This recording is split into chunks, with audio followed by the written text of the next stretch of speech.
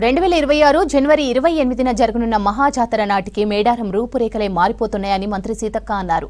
మేడారానికి వచ్చే భక్తులకు అన్ని రకాల సౌకర్యాలతో స్వాగతం పలుకుతామని చెప్పారు. ముఖ్యమంత్రి రేవంత్ రెడ్డి పర్యటన, మేడారం మాస్టర్ ప్లాన్ రివ్యూ తర్వాత భావోద్వేగానికి గురయ్యారు మంత్రి సీతక్క. సమ్మక్క సారలమ్మ గద్దెల డెవలప్మెంట్ పై గద్దెలను ముట్టుకోవాలంటే సెంటిమెంట్ గా భయపడ్డామని చెప్పారు. సమ్మక్క సారలమ్మ గద్దెల ప్రాంగణాన్ని విస్తరించడంతో పాటు పెరుగుతున్న భక్తుల రద్దీకి తగ్గట్లు ఏర్పాట్లు, అభివృద్ధి పనులు చేయబోతున్నామని చెప్తున్న మంత్రి సీతక్కతో మా reporter Krishnamohan face to face. Medaram master plan development పైన ముఖ్యమంత్రి రేవంత్ రెడ్డి పూర్తిగా రివ్యూ చేశారు. ప్రత్యక్షంగా ఆయన మేడారం సందర్శించడంతో పాటు పునర్నిర్మాణం, వచ్చే భక్తులకు కావాల్సినటువంటి సౌకర్యాలు కల్పించేందుకు నిర్ణయం తీసుకున్నారు. అయితే వీటి వెనుక కూడా మంత్రి సీతక్క పాత్ర చాలా పెద్దది. అనేక సార్లు రివ్యూలు నిర్వహించారు. సీతక్క చాలా రోజులుగా చేస్తున్నటువంటి ఒక కృషికి అయితే ఒక ఫలితం దక్కిందని చెప్పొచ్చు. ప్రస్తుతం మనతోటి మంత్రి సీతక్క ఉన్నారు, అంతో మాట్లాడదాం. ఇప్పుడు జరుగుతున్నటువంటి మార్పులు ఇవన్నీ మీ ఆధ్వర్యంలో జరగడం ఎలా ఫీల్ అవుతుంది? మా అమ్మ నాన్నల పుట్టెంటుకల కానించి మొదలు పెడితే నా కొడుకు, నా మనవరాలు కూడా పుట్టెంటుకలు, నా పుట్టెంటుకల వరకు కూడా ఇక్కడే ఉంది మా ఇలవేల్పు. మేము కూడా నాకు ఒక రకంగా చాలా సంతోషం. ఈ జీవితం ధన్యమైంది.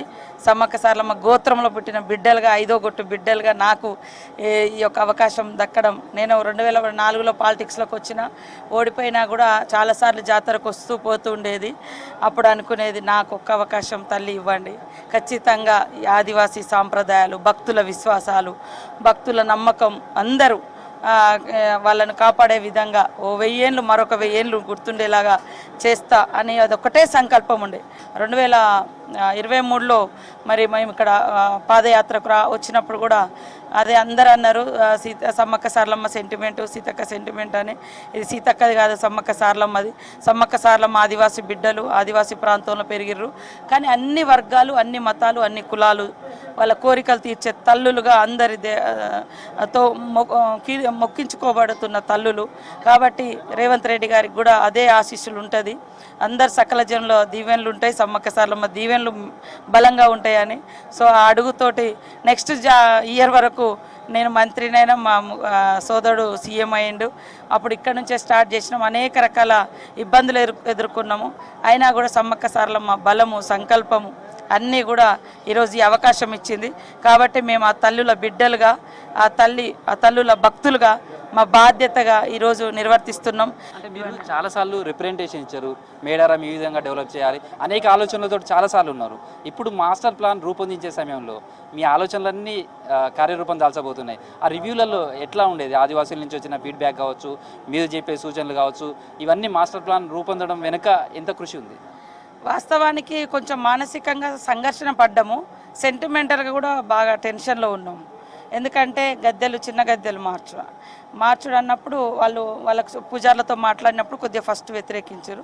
తర్వాత పెద్ద వాళ్ళ మూలాలు ఉన్న కడపై చూయించుకున్నారు. వాళ్ళు కూడా ఆడ మూలము అనేది వాళ్ళకు కొన్ని పద్ధతులు చెప్పారు, వాళ్ళు అంగీకరించారు. ఇప్పుడు అంటే సమ్మక్క సారలమ్మ గద్దెలు సేమ్ అట్లే ఉంటాయి, విస్తరిస్తున్నారు. అంటే ఈ మార్పు ఏ విధంగా ఉంటుంది? ఎలాంటి ఫెసిలిటీస్ రాబోతున్నాయి? మాస్టర్ ప్లాన్లో ఏ అంశాలు కీలకంగా ఉండబోతున్నాయి? గుడి వెడల్పు అవుతుంది. అంటే ప్రాకారం ఏదైతే మనం సాలారం అంటామో, చుట్టూ సాలారం వెడల్పు అవుతుంది. పగడిద్దరాజు, గోవిందరాజు ముందుకొచ్చి ఇంకా ముందుకెళ్తుంది. తర్వాత ద్వారాలు, ఇంతకుముందు మామూలు కామన్ గేట్స్ లాగా ఉండేది. మెయిన్ గేట్ ఉంటుంది, అందులో అన్ని గోత్రాలు, ఆ తల్లులు. ఇప్పుడు సమ్మక్క 5వ గొట్టు, ఆ దేవత ఒక జంతువు, వాళ్ళు పూజించే జంతువు ఏంటిది, వాళ్ళ గొట్టేంటి, అన్నీ అందులో వచ్చేటట్టుగా అన్నీ మెయిన్ గేట్ కాడ వస్తుంటాయి. తర్వాత ఫస్ట్ సమ్మక్క గేట్ ఇస్తాం. సమ్మక్కది 5వ గొట్టు, 5 బొట్లు, 5 గోత్రాలు, 5 కొమ్ములతోటి ఇది వస్తుంది. సారలమ్మది 4. ఇట్లా అందరి పగడిద్దరాజు ఇవన్నీ కూడా వస్తాయి. మొత్తం 9 ఆర్చితో పాటు 9 వస్తున్నాయి. గుడి చుట్టూ 8 గేట్లు వస్తున్నాయి. మనం గుడికి వస్తే దేవుణ్ణి మొక్కుకొని ఇంత దూరం వచ్చి పోవడం కాకుండా ఈ చరిత్రను కూడా తెలుసుకోవాలి. స్మృతివనం అనుకున్నాం. స్మృతివనం కంటే పెద్దది ఇక్కడ ఇప్పుడు గుడి నిర్మాణం. కానీ నాకు ఇంకొక సంకల్పం కూడా ఉంది. వాళ్ళ చరిత్ర, వాళ్ళ త్యాగం అవన్నీ కూడా నెక్స్ట్ ఆ గుట్ట మీద 29 ఎకరాల గుట్ట ఉంది. అద్భుతంగా కాటేజెస్, తర్వాత స్మృతివనము ఇలా చేసి వచ్చిపోయేటువంటి భక్తులకు కూడా అక్కడ కూడా మళ్ళీ ప్లాన్ చేస్తాం. ఎట్ ఏ టైము భక్తులు ఒక్కసారి ఆ గద్దెల దగ్గరకు వస్తే ఎంతమంది దర్శనం చేసుకోవడానికి అవకాశం ఉంటుంది? ఇప్పుడున్నటువంటి సిచ్యువేషన్ ఎట్లా ఉంది? తర్వాత నెక్స్ట్ జాతరకు అంటే 2026 జనవరి 28 నాడు జాతర సమయానికి ఎంతమంది భక్తులు ఎట్ ఏ టైం దర్శనం చేసుకోవడానికి అవకాశం ఉంది? మినిమం 6,000 మంది, అటు 3,000 ఇటు 3,000 జరుగుతుంటాయి. మనకి ఇంతకుముందు వచ్చేటప్పుడు ఇటు గద్దెలు ఉండడంతో పాపం అటువైపు రైట్ సైడ్ నుంచి ఎంటర్ అయినటువంటి వాళ్ళకు ఇటు రావడానికి కష్టంగా ఉండేది. ఆ గద్దెలు ఇరకటము, తొక్కిసలాట ఇవంతా ఉండేది. సేమ్ టైంలో ఇటు నుంచి పోయేటప్పుడు కూడా ఇక్కడ భక్తులందరూ ఇబ్బంది అయ్యేది. అట్లా లేకుండా ఎట్లా నుంచి వచ్చిన వాళ్ళు అట్లా గేట్లుంటాయి అట్లా వెళ్ళిపోతారు, ఇట్లా గేట్లుంటాయి ఇట్లా వెళ్ళిపోతారు. కాబట్టి ఇబ్బంది ఉండదు, మంచిగా అవుతుంది, అందరికీ దర్శనం అవుతుంది, అన్ని దేవుళ్ళకు మొక్కులు చెల్లించుకోవడం కూడా సులభం అవుతుంది. సో జంపనబాబు దగ్గరికి ఖచ్చితంగా వెళ్ళి స్నానం చేసిన తర్వాతనే గద్దెల దగ్గరకు రావాలి. ఇప్పుడు వచ్చిన వేము చాలా కంజెస్టెడ్ అవుతుంది, అంటే భక్తుల సంఖ్య పెరుగుతుంది కాబట్టి చాలామంది కూడా అక్కడ చేసుకొని ఇక్కడికి రావాలని కోరుకుంటున్నారు. అట్లా దానికి సంబంధించిన development double road 4 lines road divider పెడుతున్నాం. ఆల్రెడీ సీఎం గారు మొన్ననే 22 కోట్లు దాదాపుగా కొత్తూరు కాడ నుంచి ఇది మొత్తం ఆర్టీసీ క్రాస్ రోడ్, కాకపోతే విలేజ్ ఉంది కాబట్టి విలేజ్ని డిస్టర్బ్ చేయొద్దని అనుకుంటున్నాము. ఇక్కడ దాకా గద్దెల వరకు 4 లైన్స్ రోడ్ అవుతుంది, డివైడర్ అవుతుంది, సెంట్రల్ లైటింగ్ పెట్టిస్తున్నాం. సిటీలో టౌన్లో 4.5 crores తోటి డ్రైనేజ్ ఇచ్చినాం.